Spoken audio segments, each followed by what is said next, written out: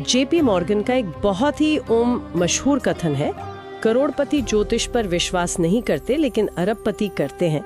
और आज की इस गहराई से की गई चर्चा में हम इसी पर बात करने वाले हैं। बिल्कुल, मतलब सुनने में ये थोड़ा अजीब लगता है कि दुनिया के सबसे सफल लोग किसी जादू टोने पर क्यों ही भरोसा करेंगे। हाँ, ठीक यही बात मेरे दिमाग में भी आई थी जब मैं एस्ट्रो अरुण पंडित के नोट्स पढ़ रही थी। लेकिन एक बात साफ हो गई कि ये कोई रातों रात अमीर बनने वाला जादू नहीं है। एकदम सही बात है। ये दरअसल डेटा और टाइमिंग का एक टूल है ताकि लोग सही समय पर सही फैसले ले सकें। और आज हम इसी टूल के पीछे का जो गणित है ना, उसे डिकोड करेंगे। हाँ, और मुझे लगता है इस गणित को समझने के लिए सबसे पहले इसका बुनियादी ढांचा समझना होगा।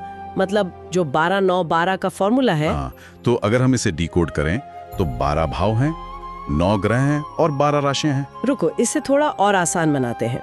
मान लेते हैं कि 12 भाव वो फिक्स्ड मकान है जिनकी जमीन कभी नहीं बदलती। हाँ, पहला भाव हमेशा पहला ही रहेगा। उसकी जगह चार्ट पर फिक्स होती है जो रोमन अंकों में लिखी जाती है। और जो 12 राशियां हैं वो उन मकानों के बाहर लगी नेम प्लेट या पते हैं जो बदल सकते हैं। मतलब पहले मकान में कभी कुंभ राशि की नेम प्लेट लग सकती है तो कभी मीन की। बिल्कुल। और जो 9 ग्रह हैं वो इन मकानों में रहने वाले किराएदार हैं जो समय समय पर एक मकान से दूसरे मकान में शिफ्ट होते रहते हैं। अच्छा, यहाँ एक बहुत दिलचस्प पेंच है। मान लो कि कोई बहुत अच्छा किराएदार एक शानदार मकान में आ गया, पर अगर वो किराएदार खुद बहुत कमजोर या बीमार है तो क्या वो उस मकान का फायदा उठा पाएगा? यही सवाल तो इस पूरे सिस्टम को इतना सटीक बनाता है, क्योंकि सिर्फ ग्रह का अच्छे भाव में होना काफी नहीं है। कुंडली में हर ग्रह के साथ 0 से 30 के बीच एक छोटा नंबर लिखा होता है जिसे डिग्री कहते हैं। अच्छा, तो मतलब ये डिग्री ही उस किराएदार की ताकत या सेहत तय करती है। पर ये 0 से 30 का ही पैमाना क्यों होता है?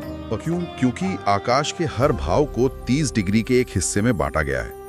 मतलब जब कोई ग्रह 0 से 1 डिग्री पर होता है तो वो उस राशि में बस प्रवेश ही कर रहा होता है। तो उसके पैर ठीक से जमे नहीं होते। हाँ, इसे मृत अवस्था कहते हैं।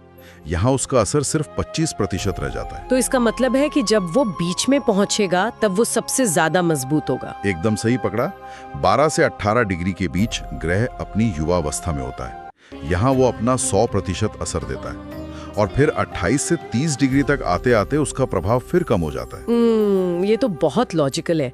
अब इस थ्योरी को ना असल जिंदगी से जोड़कर देखते हैं। ये डिग्रियां और किराएदार किसी इंसान के पैसे या करियर पर कैसे असर डालते हैं? तो इसे चंद्रमा के एक उदाहरण से समझते हैं। ज्योतिष में चंद्रमा को जल तत्व यानी तरल पदार्थों और भावनाओं का कारक माना गया है। ठीक है, तो अगर किसी की कुंडली में चंद्रमा किसी खास जगह पर है तो उसका सीधा असर उसके काम पर पड़ेगा। हाँ, मान लीजिए कि दूसरा भाव जो जमाधन का होता है उसका मालिक चंद्रमा है और वो 11वें भाव में बैठा है जो लाभ और नेटवर्क का भाव है। ओहो, तो इसका मतलब हुआ कि धन और लाभ का सीधा कनेक्शन चंद्रमा से जुड़ गया।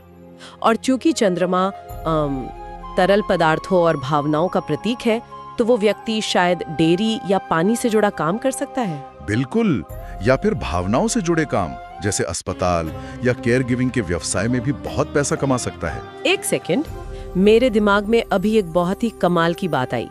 चंद्रमा तो हर 15 दिन में घटता बढ़ता है, तो अगर किसी इंसान की कमाई चंद्रमा से जुड़ी है तो क्या उसकी कमाई भी अस्थिर होगी? क्या बात है, ये एक बहुत ही शानदार निष्कर्ष निकाला है। हाँ, उस इंसान की आय कभी एक जैसी फिक्स नहीं रहेगी। उसमें चंद्रमा की ही तरह लगातार उतार चढ़ाव आते रहेंगे। मतलब ये सिर्फ भविष्य जानने का तरीका नहीं है बल्कि जीवन के पैटर्न्स को समझने का टूल है। हाँ, और हमारे व्यक्तित्व को भी।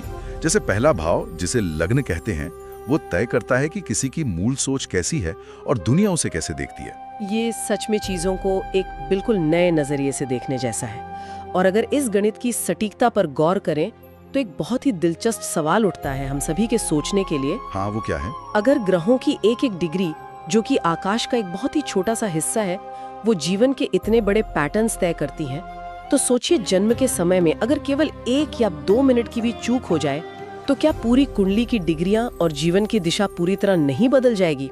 शायद इसीलिए जेपी मॉर्गन जैसे लोग समय की उस एक एक सेकंड की अहमियत को इतना गहराई से समझते थे।